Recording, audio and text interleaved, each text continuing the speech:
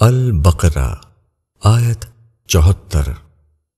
پھر اس کے بعد تمہارے دل سخت ہو گئے، پس وہ پتھر کی مانند ہو گئے یا اس سے بھی زیادہ سخت۔ پتھروں میں بعض ایسے بھی ہوتے ہیں جن سے نہریں پھوٹ نکلتی ہیں، بعض پتھر پھٹ جاتے ہیں اور ان سے پانی نکل آتا ہے، اور بعض پتھر ایسے بھی ہوتے ہیں جو اللہ کے ڈر سے گر پڑتے ہیں، اور اللہ اس سے بے خبر نہیں جو تم کرتے ہو۔ تشریح: خدا کے حکم کے بارے میں جو لوگ بحثیں اور تعویلیں کریں، ان کے اندر دھیرے دھیرے بے حسی کا مرض پیدا ہو جاتا ہے، ان کے دل سخت ہوتے چلے جاتے ہیں۔ خدا کا نام سب سے بڑی ہستی کا نام ہے۔ آدمی کے اندر ایمان زندہ ہو تو خدا کا نام اس کو ہلا دیتا ہے، بولنے سے زیادہ اسے چپ لگ جاتی ہے، مگر جب دلوں میں جمود اور بے حسی آتی ہے تو خدا کی باتوں میں بھی اسی قسم کی بحثیں اور تعویلیں شروع کر دی جاتی ہیں جو عام انسانی کلام میں کی جاتی ہیں۔ اس قسم کا عمل ان کی بے حسی میں اور اضافہ کرتا چلا جاتا ہے، یہاں تک کہ ان کے دل پتھر کی طرح سخت ہو جاتے ہیں۔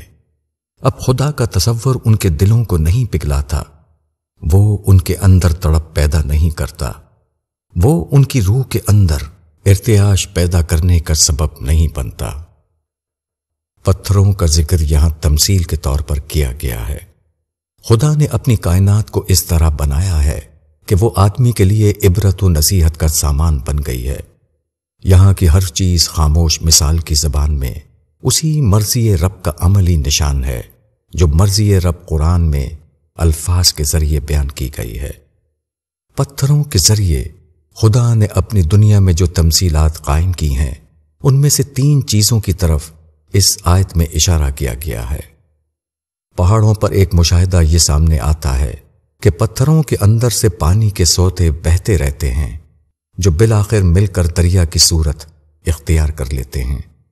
یہ اس انسان کی تمثیل ہے جس کے دل میں اللہ کا ڈر بسا ہوا ہو اور وہ آنسوؤں کی صورت میں اس کی آنکھ سے بہہ پڑتا ہو۔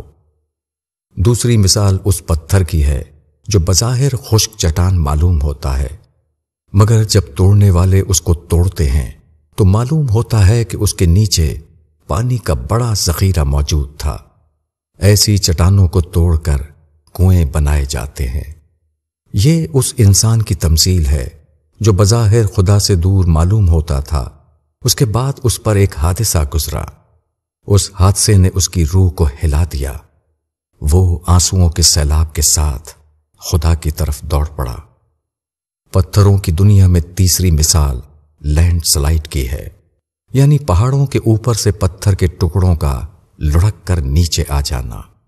یہ اس انسان کی تمثیل ہے جس نے کسی انسان کے مقابلے میں غلط رویہ اختیار کیا، اس کے بعد اس کے سامنے خدا کا حکم پیش کیا گیا، خدا کا حکم سامنے آتے ہی وہ ڈھہ پڑا۔